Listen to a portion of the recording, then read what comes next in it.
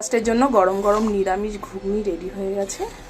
ধনে পাতা, একটু ভাজা মশলা আর অল্প একটু তেঁতুল দিয়ে দিয়েছি, দোকানের মতন খেতে হয়। কারণ আজকে তো পেঁয়াজ দিতে পারবো না, ঘরে শশাও নেই। তো এবার রুটি করতে হবে, পরোটা আর করবো না, অনেক দেরি হয়ে যাবে আর হেভিও হয়ে যাবে।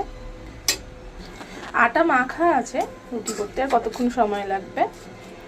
এই জাস্ট রুটিটা করবো, ঘুগনিটা রেডি হয়ে গেছে। তো এই যে এখন আগে রেডি করে নিই, তারপরে খাওয়া দাওয়া করবো। রুটি করে নিচ্ছি চটপট করে, খেতে দেবো সোনামাকে। রুটি যদিও খুব একটা ভালো হয় না, তাও চেষ্টা করছি একটু ফুলু ফুলু রুটি করার।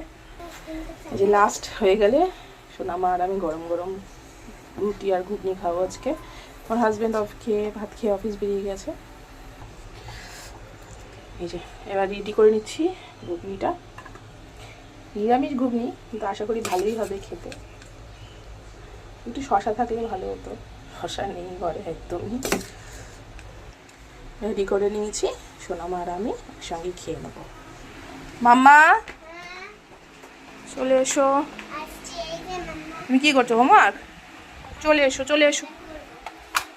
আজকে দুজনেই মাথার মধ্যে তেল মেখে বসে আছে। আমার মাথাটা দেখা।